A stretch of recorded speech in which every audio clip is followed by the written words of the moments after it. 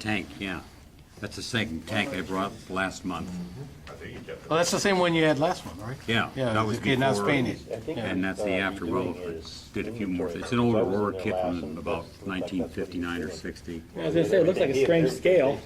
That would explain it. 1 to What's that? 48. Is it? 148, yeah. Oh, okay. They had a whole line of. Because I thought usually armor was either 176th or 172nd or 140. Anyway, let's see, to start from, I don't know, stem to stern.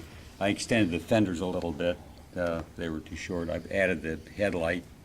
I added the periscope. It's not right, but the hatches are too close to where the brake is, and there isn't room to make the real periscope, so I kind of winged it. That's the original machine gun. I added whatever you call that thing that the gun barrel rests on. Travel lock. Yeah, travel lock. Right. Anyway, that's part of an old Airfix Mosquito landing gear, and I added the turret ring on the ring on the turret, and added the machine gun, and it's the wrong kind of machine gun. It's a Rheinmetall MG15, and but it's the only one machine gun I had, and that's the one I used, and that really belongs in the beetle eye and in the nose of a Heinkel 111. You know, Yeah, because you can see the ball, yeah. right there. Yeah, that was a neat that mechanism. It's a ball that you can turn anyway. Right. And then that beetle's eye that it's mounted in, the gun's mounted off center in the beetle's eye. Right. And then if you got a target over, or your gun's pointed over here and there's a target, you can take that's got two handholds on that beetle's eye, and you can turn it around. That swings the gun around, and then you can just take the hand grip and then turn it right side up. Well, Anyway, the that's... Heinkel crashed, and then so they used the gun on Yeah, it. there you go. The Heinkel crashed. They were short. Somebody stole their MG34s, so They got a new one. they got a new one. And I made the mount for the machine gun. It was a little bit too big, too long. It looked okay when I was holding it there, but it turned out to be too long. But anyway, let's see. I expanded or enlarged the carry boxes on the back here. They were too small, and they're just sheet plastic, and the armor for the exhaust, that's just a drinking straw. And I made a new carrying case for the cleaning kit or whatever that is. Yep. Let's see, the towing cables are just string, and I made the little boxes and stuff, and the bolt cutters, whatever they are. I used that article I brought last time as a guide, because I don't know that much about tanks. But the basic old Aurora kit looked pretty decent, except it was lacking detail. So I thought that would. I kind of like doing that, taking old kits and then refinishing them. That's kind of fun. I kind of enjoy doing that one. And let's see what else. The decals are actually for a Hungarian MiG 15, and but that's all the closest thing I had. Well, we researched that at our Tuesday meeting, Yeah, and apparently the usual scheme of like 1, 2, 7, 1st Regiment, 2nd Company, 7th Tank, that kind of thing. Right. Apparently everybody figured that out, and the R01 or whatever. So they put numbers, they changed it up and put different numbers on it, so you couldn't pick out your, regimental commander vehicle.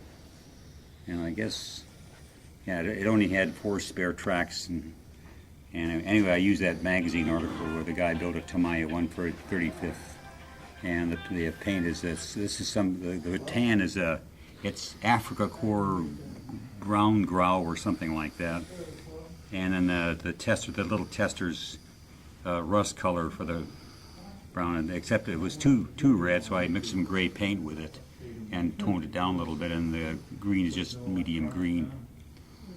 And, How did you apply the pattern on that?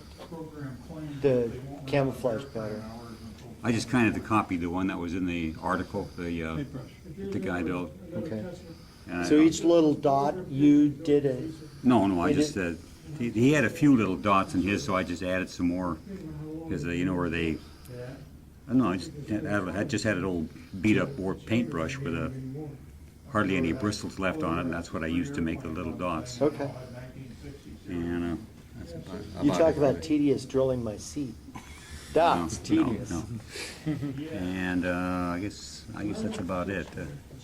Hardest thing to make was the string didn't want to cooperate when I tied it up and everything. So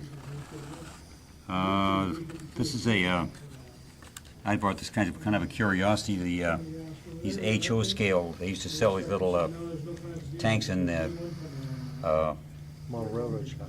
what's it called, the B&I. That's it. The B on Yeah. South. Are they Yeah. still there? No, they've been long gone. Yeah, Oh, okay. Well, long gone. anyway, I used to go up there whenever I went up to Tacoma. This is 35 years Yeah. ago or so. And they had we can see the price on it, 49 cents. These are pretty nice, nifty little tanks. Yeah. An HO scale they made this. And I'd go up there and then, take them off the rack, and I'd usually buy a couple, 3 of them when I was up there. And I'd build most of them. This is what I found in my scrap box when I was looking for spare parts for this one. Yeah. Well, by the way, I think the shovel comes off a patent tank or something. And Captured. then one day I went into the B&I and they still had somebody had got a concession or something, and they had an actual model shop inside the B&I. Yeah. And I remember it. you were still carrying the Roco tanks, but the prices went from like 49 cents to $2.49, and the prices were just triple and quadruple to what they were, and so I stopped buying them. Yeah. But they were neat little tanks. You take them apart, take the little brackets for the wheels off, and then paint them up, and they make a pretty not a bad little model. 187. Yeah. Something That's like HO. Yeah, HO, and then I 121/87, I And think, I or guess something like that. O scale, if you're a model railroad, O scale is or O gauge is 124. 143rd, I think. Yeah, But this is HO, it's half it, and it's 187th or something like yeah, that. yeah. Anyway, that's It's a really, that's my really excuse. nice job on that tank. I like that. the paint job. Oh, the overall, Yeah. the whole model.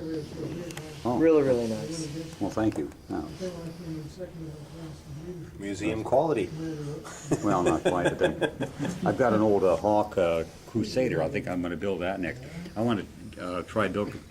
It's a nice kit. It's 148 scale. I like that scale for armor. 130 is too big and has got too much detail on it. But I was going to try and make in my own glue-on tracks if I could find some of that I don't know, ribbed or plastic sheet that's got ribs on it. And if I can cut them lengthwise and make my own glue-on tracks, if I can find some evergreen stuff with the right spacing. So you're talking about a Crusader tank, not a Crusader jet fighter. Oh, Crusader, yeah, a British Okay. Crusader All tank. right. It was made by Hawk, and it's a really nice kit, except it's one of those things it's supposed to be a toy. They got these horrible thick rubber treads, and it's got a little electric motor inside, and all that, big batteries and all that business. One of the old kids. Yeah, old, but it was okay as far as I can tell. Anyway, that's all that's my excuse for living this month.